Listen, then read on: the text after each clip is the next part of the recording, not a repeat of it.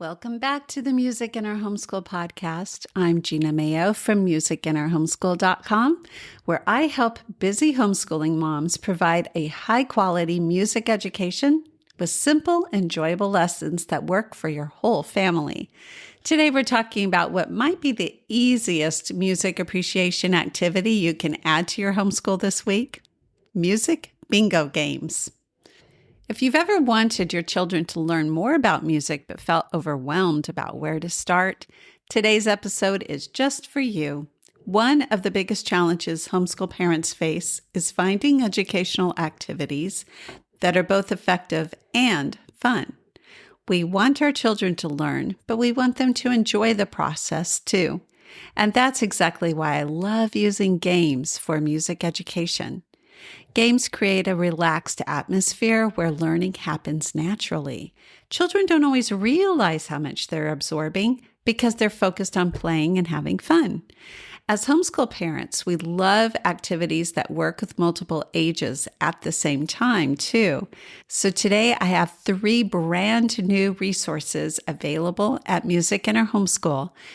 3 different music bingo games that will make learning about music easy, interactive, and memorable.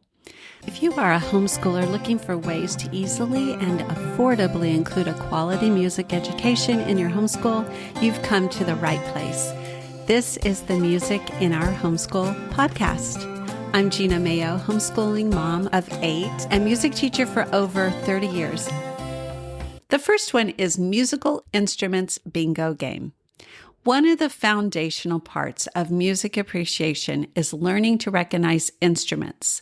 I want your children to recognize the name of the instrument, what it looks like, what musical family it's from, and then finally what it sounds like, which of course is the hardest part of the process.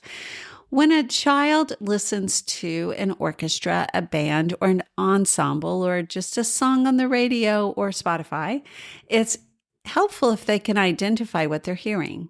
Was that a flute, a trumpet, a violin, a bassoon?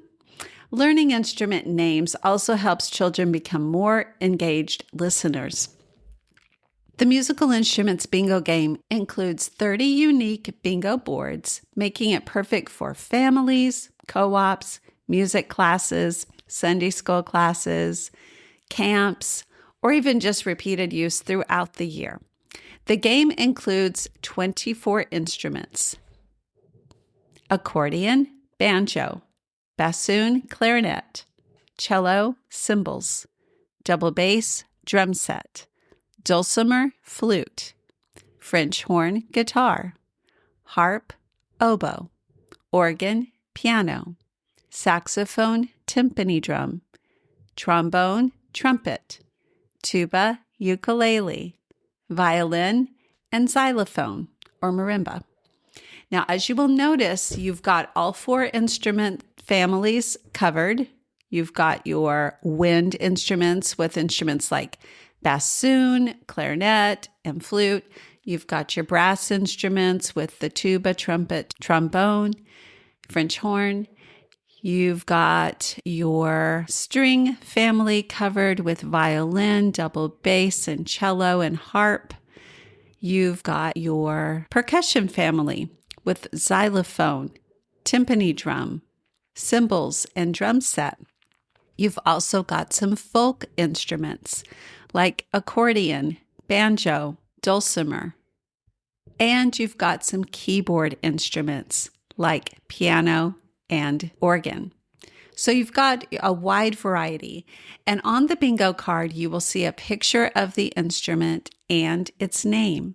So as your child is playing, they'll become familiar with these instruments visually and begin recognizing them. After you play it a few times where you're just calling out the name of the instrument and they're finding it on their card, seeing how it's spelled, seeing what it looks like, eventually you can move on to the harder extension activity, which is to play the instrument sound and then let them find it on the card.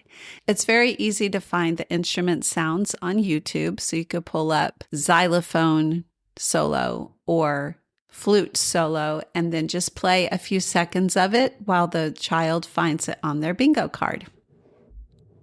I love this game because it's completely no prep. You just print and play. The second bingo game focuses on composers.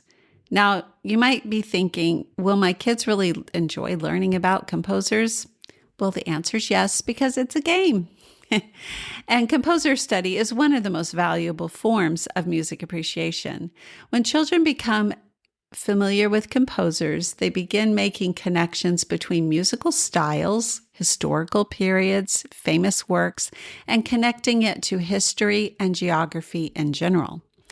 Memorizing names from a list is very boring, but playing bingo, that's fun.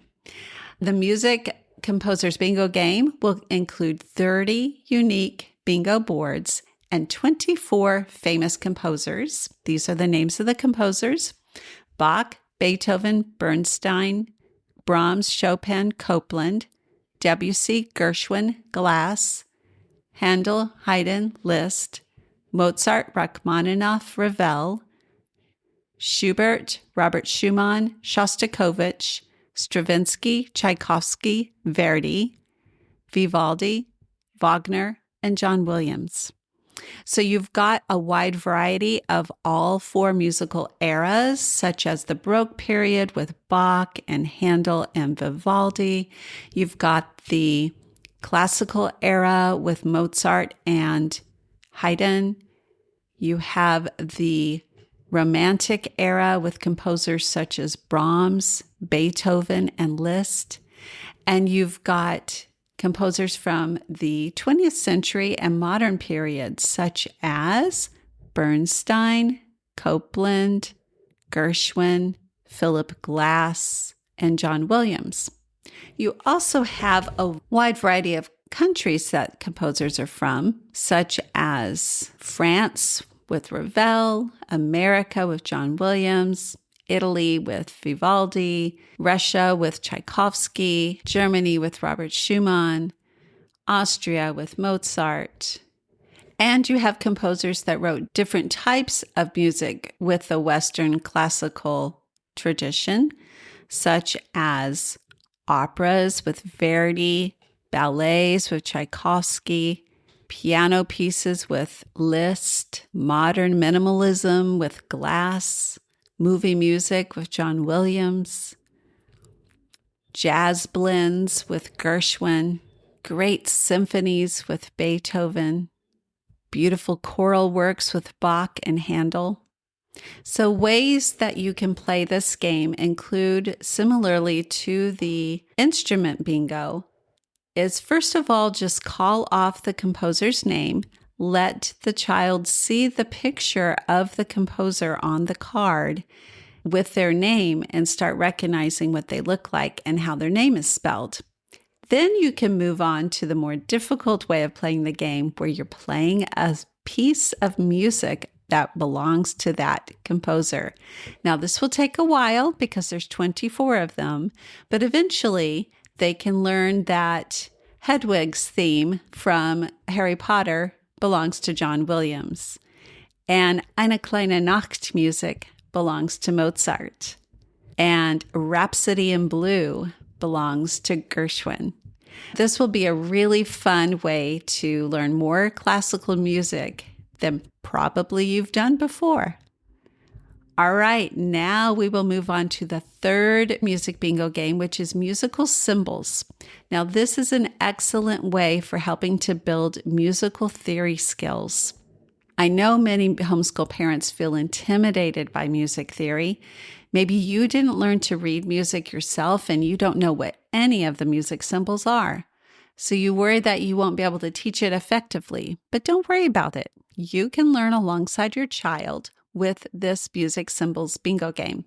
You'll be learning the symbols of treble and bass clef, quarter, half, whole, eighth notes, quarter, half, whole, and eighth rests, sharps, flats, and naturals, dynamic terms such as forte, piano, mezzo forte, mezzo piano, fortissimo, and pianissimo, accent, staccato, and fermata, repeat sign, and 4 times. So again, you've got 24 different symbols that you'll start learning about, and you see the symbol there with the name.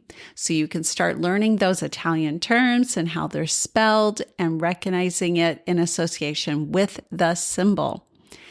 Instead of staring at a worksheet, children will interact with these symbols repeatedly during play, and they'll begin recognizing them automatically. It's a very fun and easy way to start learning some music theory. I encourage you to pick up one or all 3 of these bingo games today. Head over to the accompanying blog post to find the link, and they are on sale if you're catching this podcast early. And then find some time to do it in your homeschool. It could be a quick Friday fun time activity, or do it as part of a music center. It could be a family game or a co-op class activity. It could be a review lesson, or if you're teaching a school, a substitute plan. These work surprisingly well with all ages. Younger children just enjoy matching the pictures and the symbols, and older students will reinforce concepts they may already know while helping their younger siblings. Even if your child is doing something like advanced music theory, doing the instrument game by listening to the instruments, or the composer game by listening to music belonging to that composer, will really stretch those children's skills as well. Sometimes we think in our homeschools that learning has to be complicated, but often the most effective learning happens through simple activities done consistently. A game played once may be fun. A game played regularly throughout the year can build genuine musical knowledge. So head over to the blog post to find the musical instruments bingo game, the music composers bingo game, and the musical symbols bingo game. Pick one or all 3 that will fit your homeschool needs for this year. And thank you so much for joining me today. If you're enjoying the Music in Our Homeschool podcast, I'd love for you to subscribe, leave a review, and share the podcast with another homeschool parent who also wants music education to be simple and enjoyable in her homeschool. Until next time, keep making music a joyful part of your homeschool.